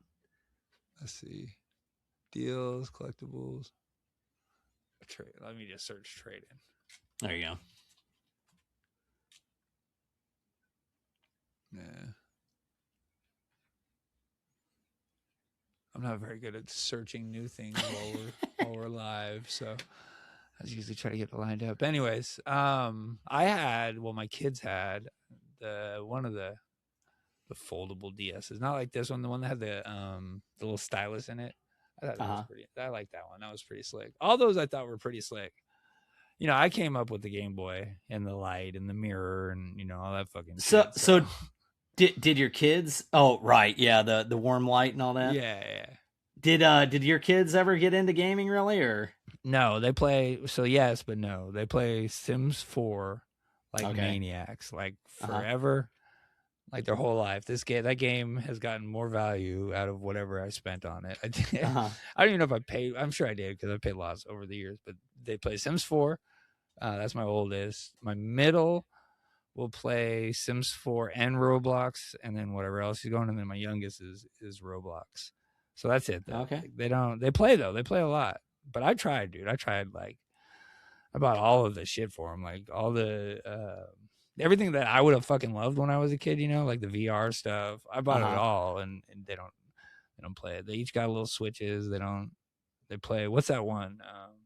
Not Tamagotchi Life, but they just got a new game. But that's it, bro. They just like to build little cities. That's cool. That's cool. Yeah, I mean, up and shit. that's what blows me away. But I mean, that's kind of that generation. Like anybody that grew up with like Minecraft. Like I personally hated Minecraft, and it did extremely well. Oh yeah, still. But since it did extremely well, they kind of like ham-fisted Minecraft into like every game, and I was like, oh god. but yeah, no, I'm glad people like it. Yeah, Minecraft's kind of fun. Like with playing with the kids and building shit, and it's fun for the family, I think. But no, I'm not trying to hang out and multiplayer. I don't know though. Maybe, who knows? Maybe I just don't know what's fun. Okay, so now this is not a new Nintendo 3DS, but new Nintendo 3DS was the second gen ones that they came out with. But the Nintendo 3DS XL, GameStop offers store credit 154, for cash 107. So I'm not sure what they actually sell it for, though. And it was the new 3DS? Is that what you said? No, the new 3DS, I can't find that for trade-in, but this was the Nintendo 3DS XL. So the 3DS XL handhold. So that's the new one. Am I on it? Let me share this chat. There was one. $239. Yeah, $239. Okay. So about $40. Yeah. Hey, man. Yeah.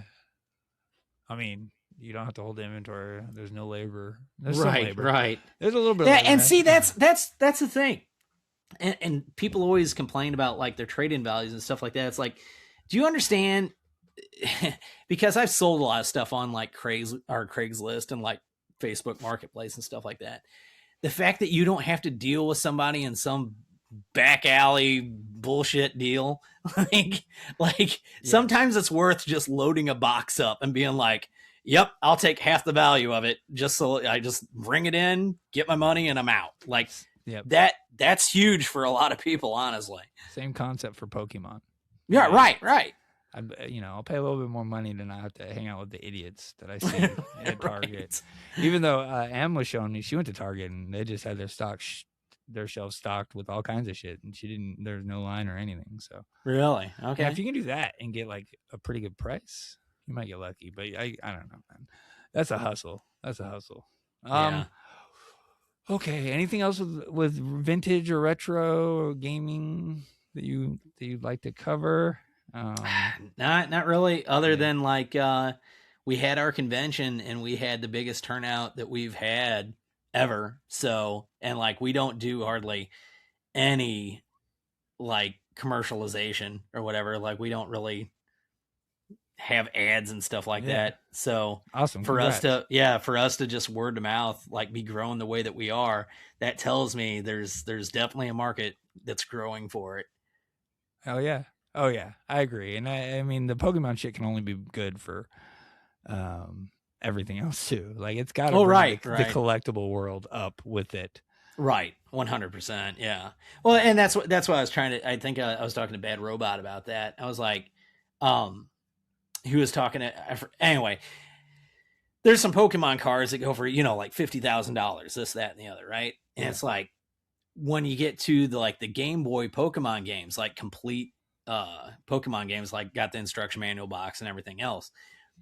Like, for example, I have Pokemon Yellow. It goes for like complete $300, which in my opinion isn't really that much, because it's like when you have cards that are going for thousands of dollars, yes, they were printed in fewer amounts, but it's like, this is like the original stuff, So I think there is a market for it. It's just hasn't hit the peak of like cards has yet. We're getting right. there. Yeah. We're getting older. Yeah. Right. Yeah, I agree. And then once they go away, I feel like there's more things that are happening in the world that'll make discs and physical even more, raise the price on all of that. So that's something to talk about too. So like if you walked into Target today, there's no Blu-rays. There's no, what is there? Yeah, there's no Blu-rays, there's no CDs. There's vinyl records and books. So there are books. Like that's what I'm saying. Too. We're walking back in time on that kind of stuff. It's holding it's wild. Yeah. Oh, I agree. No, I that is the ultimate analog. All you need is eyes.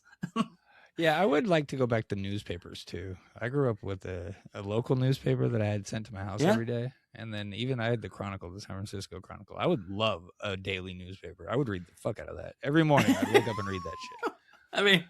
I mean, reading a newspaper on the shitter, it's different than reading it on your phone, man. Yeah. Yeah, newspapers, bring them back. And if you had Silly Putty, you can play games with it too. Yeah. And what's the homeless supposed to, what are they going to use? A phone on your windshield? Yeah, blankets, like all that. Going away from newspapers has changed everything. I mean, a little bit. It's the digital evolution and all that stuff. So yeah. Changed all that. Like made reporters less like, I don't know, valuable, which. 100%. Like, I mean, you're way more likely to get the truth about something from getting a couple people that are like, what do you want to say, boots on the ground, or people at the location. You're probably going to get a much better view of the story from somebody that's actually there versus, man on the street, they're like, yeah. Like they're just doing their own shit now, starting Substacks. Yeah. Fucking Burry. I don't know. Oh, that motherfucker. Like, dude, I have never done a 180 on somebody as I have with fucking Burry, man. It's like, yeah, one of the originals is back. Yeah, we're fucking going. And then he's like, yeah, selling Substacks like a motherfucker. And then he's like, oh, just kidding. Ryan's not going to deploy the money the way that I want. So thanks for the Substack subscriptions. And I'm going to pull out with my $1 over my cost basis. Yeah, exactly. After just buying all kinds of weird shit. And just absolutely shitting on us. Fucking on Lululemon. Only move. Yeah. Yeah. Wanting us to do some insurance play, whatever. I mean, whatever, but maybe it did good. He's not doing well with his NVIDIA. Everyone is shitting on him. Oh God. And that's what was the other one too? Like, I forget what he told people to short it like a couple different times. Yeah. That's up like 50% from that point. Yeah. I enjoy that. I enjoy him getting eaten up. Burry's the new Kramer. That's what I've decided. Well, yeah. What makes me mad about him though is like, he's like, oh, just wait. But it's like, dude, like, we figured it up. You're making like $10 million a month off your Substack. Like, you don't give a fuck if you make money off this because you already got it. Yeah. So it's a lot of money, and the GME community jump-started the shit out of that. 100%. Yeah. And he did that knowingly. Like, that was... Dude is just a grifter like anyone else, basically, in my opinion. Yeah. I mean, yeah. I can't just a more well-known one. Yeah, he did a good job of it too. I mean, I think even maybe that whole GME thing was because of the Substack. You know what I mean? Like, he knows about the community, he knows about the engagement. What better place to start than with the GME community? Hype us up. Anyways, all right, we'll move on. We'll cover this fucking week that we had, and then we'll get out of here. I know you got little ones, so I'll start quickly. So I put a little this 15-minute chart. Let me get rid of these guys. Just because I went to the end of the day, the last 15-minute candle of the day, so we could see how every day after that started. And it's just been fucking ugly, like you were saying. Sell off immediately. Even Monday last week, we gapped up off of, what was the fucking news?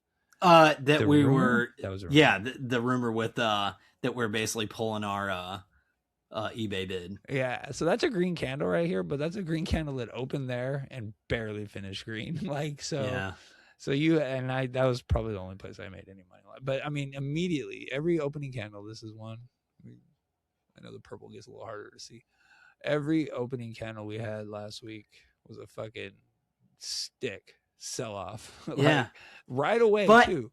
It was I'm liking it, and that sounds sick, but because since you pretty much know the first like hour of trading, they're just gonna fucking hammer it. Like, if you watch like the RSI go to shit, and then you watch the Bollinger Bands, and like there's a stick outside the Bollinger Bands, you go, probably gonna buy some weeklies here because I know it's gonna go back in, you know, at least bounce a little bit. And it almost always does. Oh, yeah. So it's like there is a little bit of money to be made there. There is a little bit of money. A little bit. Yeah. Yeah. In the money, like if you're in the money or very close to it, you could buy time, or you can go volume. Like, I think that's kind of what you're doing, a little bit of both, maybe. I don't know what strikes you're playing, but you're doing this. You're doing well. $18, yeah. You're doing $18, and are you out far, like, time wise? Are you buying theta, or what are you doing? Oh, dude, no. I'm only in and out like within an hour. Yeah, so like short dated shit, right? Like, oh yeah. So I do right now. What I've been doing is weeklies. So like I said, opening candle, they just hammer us to dog shit, and then I watch for the RSI to get cooked, and then I watch for the Bollinger, or to go outside the Bollinger Bands. And then I know we're going to get at least some sort of pushback. And then as soon as we reclaim like maybe half of what went down, then I just pull out. And so, I made $700 last week doing that. Yeah, let's go. I saw you share that. So like Thursday last week. Mm-hmm. And you say right away, it's 1 minute. Like we're not even. Oh, I know. Yeah, it's just right away. Just boom. Yeah. Like the first minute, and then it kind of will rebound. So you got to be on your toes. But right. Let's see. If you would have played it like that Thursday morning, you could have got 2%, 38 cents. 38 cents move in the money. I mean, right. And when you're talking calls or weekly calls, like, you know, that comes out to be significant cash. Yeah. Per contract, if you're in the money, you know, 35 cents on Thursday. Wait, so maybe I'm off day. Wednesday and then Thursday. Friday was a little different. You maybe had a bounce, but it just kept going. Today I did not make money. Sorry. Yeah.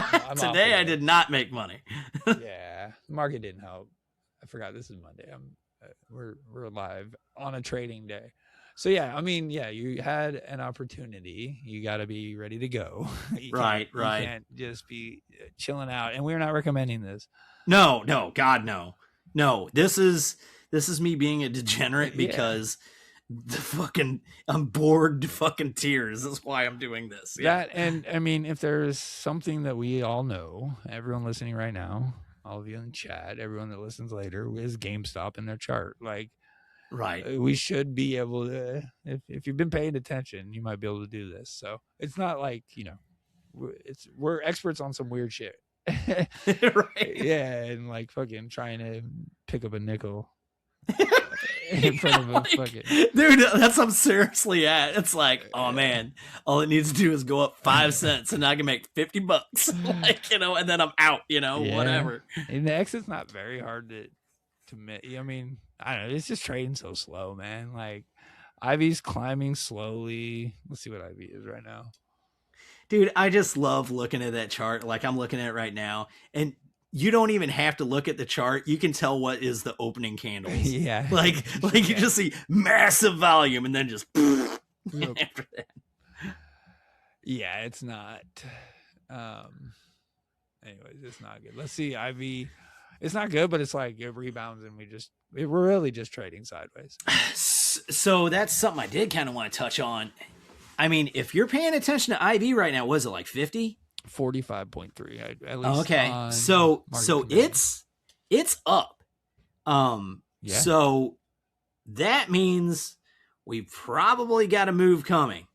Which way that's going to break, I don't really know. But if you look at, for example, Robinhood, if you see like what people are trading on that, it's been nothing but net buys the past like 6 trading days or something like that. So yeah, I don't know. We might, and like I said, Max Payne's sitting at 1950 right now for the week. Is it, or 20? Well, it was 20 this morning. So. It was 20, but I think it's 1950 now. So, I mean, it could obviously go down more through the week. But as of right now, where it sits at 1950, I would expect a bounce going into OPEX. But I'm not. Don't trade on that. I don't know. You know, but that's my anticipation. So let's talk about it. Will we close the week at 19? Maybe. You know. Yeah, maybe. That's kind of what I would think. It's OPEX week, right? So right. So I've long felt, and the dog days of summer, and I promise we'll probably stop saying it after this. But that, the official ones like get summer over with. Yeah, but it's July OPEX to August OPEX. That is the fucking worst month. Yeah. One of the worst months, volume wise, price action wise. It's not like we eat shit. We have some months where we do really poorly price wise. Like July is usually kind of. I'm not gonna lie though. I would at this point, since we're already touching 1830 or whatever anyway, if we get to that 1770 mark, which is what I kind of expect to see Roaring Kitty at again, if he did it the same way, we wouldn't know that it was him. What we'd start seeing is like somebody hammering calls, right? And we'd be like, oh, some big players hammering calls, and then next thing you know, like he would. Which makes sense. Like you wouldn't present yourself and then start buying, because that would be fucking stupid. No. You know, like if you know you move the stock, you want to be prepared before you do it. So it's like announcing a buyback before you do the buyback. Right. What the fuck is that? Oh, that's what Bed Bath & Beyond did. Let's see. Let me go. I'll pull up the option chain real quick so we can all be sad. Net call premium. Let's see. So today, So today's biggest trades is a cross of some 30s, whatever. I just want to see the premium chart though. Negative 1.3 million on the day. We had a positive day yesterday, barely eked one out. I think we got almost 200,000. I mean, Friday. Yeah, Friday. Yeah, you're right. Barely eked it out, but same old. You know, so IV going up, wall call selling is still happening. See, that blows me away. There can't be people like throwing away shares at this point. There cannot be. Like, no. I refuse to believe that.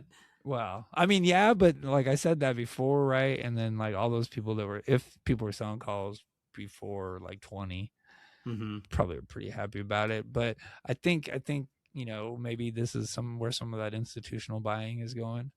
I really think that this is just Cohen ringing the dinner bell. Like, we're at 2-year lows and the company is doing phenomenally. If you want in, this is the time. And you got to, I mean, so the debt to equity thing too. One of the main reasons we haven't been allowed to go up is because we have so much retail ownership. Institutions hate retail because they don't have control of it. We're volatile. The best way to make a stock go up, more institutional ownership. The way you do that, to do this debt for equity. So, I mean, yes, we'll have more shares, but those shares will be in institutional hands, which I know people hate the idea of that, but unfortunately that's the way the rigged game works. The more institutions have, the more likely you are to actually go up. There's a reason Larry Chang keeps pushing that, like, ooh, institutional. Yeah. I think we went up again too. I saw that. Yeah, but it's structurally different than before. So now it's like there's a lot more note holders and stuff like that. So yeah, I'll go for it. What's up? I was gonna say check out Cohort 101. That's Alert Piano, but he's been tracking all the bonds and the filings and everything. There's some interesting shit in there for sure. So I love Cohort, dude. Dude, it's such an ignorant but honest thing to say. We have so many autists on this thing that it's like not even funny. Yeah. Like, you're right. Nothing's is gonna get by anybody, you know? Like, nope. And that's my argument for anti-theta is that, like, just stay out if you can, or if you're gonna play. But like, if you just hang around, which most people are nowadays, like, you're not gonna miss shit. Like, everyone's dialed in. We got some fucking very smart people dialed in on all aspects of this. So 100%. Yeah. So Okay. Any predictions for price this week? Where do you think we're going to end Friday? We're at 1840. Okay. So this is totally just based on Max Payne. 19 is what I want to see for Friday. Yeah. 1950s Max Payne. So I think it might go down again, but I think 19 is probably where we'll end up. Do we just continually eat shit before bouncing on Friday? Maybe.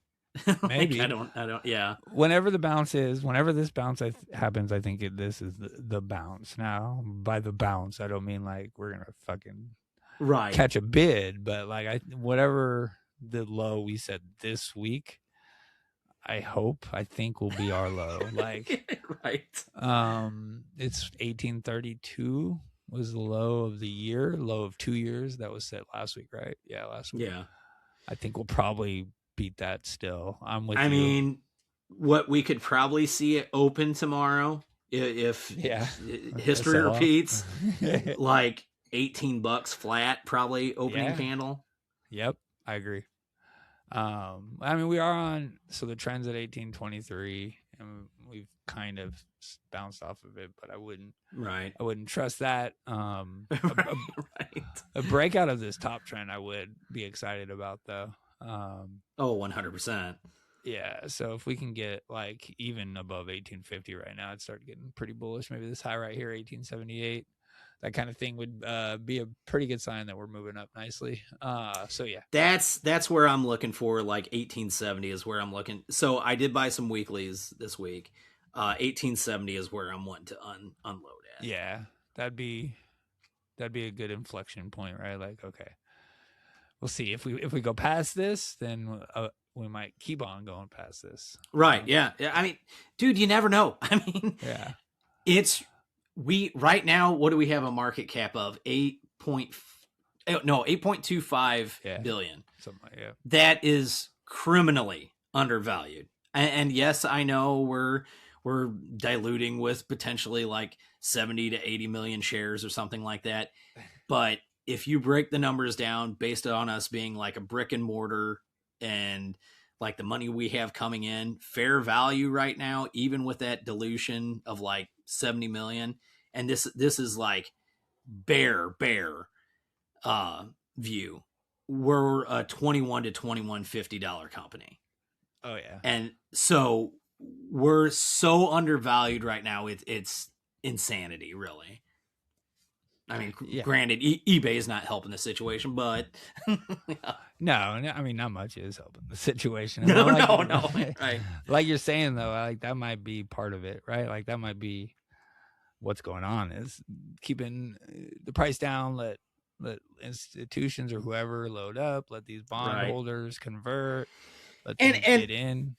So I don't know that a lot of people realize that. So, and I'm the same. Well, I mean.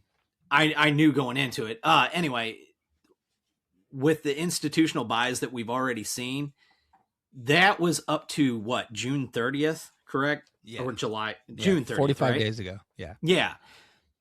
That was before we ate shit and it was in $18. If those guys liked it at $21, $22, I promise you they like it $4 cheaper. For sure. The cutoff was the end of June. So we were, right around $22. Okay. Yeah. So if they liked it at $22, do you think they like it more or less at $4 cheaper? Yeah. I mean, especially if they sold a bunch of calls right there. They're like, this is fucking great. I don't know. Fucking institutions isn't always a great thing, but it is nice, like you were talking about, having the big boys knowing that that's what I'm saying. Interest. Like if we're gonna run, it's gonna because they let it run because they're invested. Yeah, don't beat them, join them. Fuck. Unfortunately, yeah. I mean, after 6 years, you gotta learn that. All right, so I'm gonna say that. Yeah, Max Payne's kind of drawing me too. I said 1925 last week. I think probably right around there. If we can, first area, I'm gonna be looking at 1875, and then, probably bullshit a whole lot in between then. But if we can get over 1950, and then this high right here, it's might be clear saying because there wasn't a lot of volume between 1960 fucking 1950 and 2175. Like almost no volume to get in there. I mean, it happened once we got here. Like all the volume came in, but not above 1950. So I think it was like 800,000 in pre-market that sent us down 12% or some bullshit. So I don't know. I think if we can break free of these, and that'll be great. I think that is gonna maybe start this week. 1925 low. I think I want to get that gap, so I'm gonna say 1750. God, that sounds terrible, doesn't it? I mean, it does, but at this point, we're talking less than $1. Yeah, it ain't shit. It really isn't. 1750. I mean, and like I said, since a dog dick us at the opening candle, like we might see that just in one morning, So, and then earnings next week, and then whatever else news, and then everything starts happening next week. It's not a prediction, just like a hopium, right? Like OPEC settlement is next week. I don't know. Tomorrow's Tuesday. Drop the earnings tomorrow morning. Fuck it. It's been 2 weeks, right? So I feel like it could be reasonably start coming out tomorrow. Yeah, they say about 3 weeks after quarter end would it potentially really be, because they want to get all their filings and stuff in order. Yeah. But yeah, I mean, dude, it can't come soon enough, in my opinion. Yeah, because I know what we're gonna see. We're gonna have a beat like out of this world. It's gonna be insane. I mean, it's gonna be insane for us. I mean, shit. Price might not do a fucking thing, but the data's gonna be fucking awesome. It's I forget what we were saying. Someone said it maybe last week, but it's like easy mode right now. Like I think Sensei was saying it, but like not easy mode. But RC has done such a great job with the company that I don't worry about earnings. Like I worry about revenue, I guess. Like we're up against a 950 million quarter from last year, so we'll probably not beat that. So that can hurt a little bit, but if we did beat that, that'd be amazing. So I worry there, but profitability is just fucking great. And even the eBay deal, we were up, it was 104 to 111, something like that. So it was like $7. That's pretty good. That's what I'm saying. I mean, yeah, I have zero concern with the company. Now, what the price is actually going to do, I have no idea. Yeah. Like, that's the thing. It's so disconnected from the fundamentals of the company at this point. Yep. Yes, it is. The price is fucking fake. And I mean, even the fundamentals of like their balance sheet, all of it, like eBay doesn't matter. Like we were saying earlier, Bitcoin doesn't matter. It could rip. It wouldn't matter. Like the FUD, maybe they'll use it as a reason to short or whatever, but it's like nothing is affecting our price. Well, I shared it a couple times. The Street, which is just another publication, like they have people split between, is it a $40 stock or like a $250 stock? Oh, nice. So like their bear thesis is like are $40, So it's like, what are we doing here? What are we doing here? Yeah. They're starting to come around a little bit on earnings, like EPS predictions. Mm-hmm. Still not that much though. They're still, let's see, quarterly. I had it last week. So we're at 0.27 is the estimate for Q2. Oh, is that what they got it at now? Yeah, I know they're maybe learning, right? So yeah, dude, on Robinhood still reading 6 cents. Oh yeah, they adjusted then, and then revenue. Let's see, quarterly, they got it 756 as the estimate, but we're up against 972. Oh, that was the switch too. That was like everything last summer was banger for revenue, so that'll be tough. But all right. Well, no, that wouldn't fall under revenue though. I was gonna say with getting rid of the yeah, not revenue, but there should be a lot that go to our bottom line for sure. Right. eBay, the France deal, well, Pokemon and Pokemon 30th. And I mean, GTA 6. We were selling all those cards like because people are bitching about it.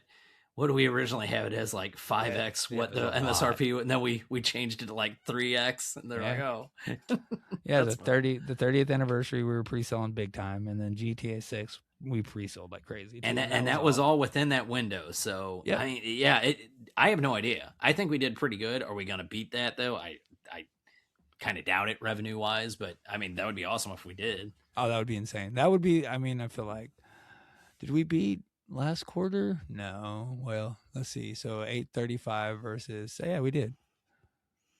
All right. No, Q1 was amazing, and then like I said, we didn't do shit price wise at all. Yeah, we double beat and beat it bad. The price is so shit. Surprised by 87% on revenue and and then what do we even go like? I want to say it only went up like 7% on that news. Like it wasn't much. Yeah, let me get back to chart. It was not. It was June 2nd, I think, is when it was, and you got to go to pre-market to even see the move, I think. You can see it's right there. Yeah, June 2nd. We moved, so we closed.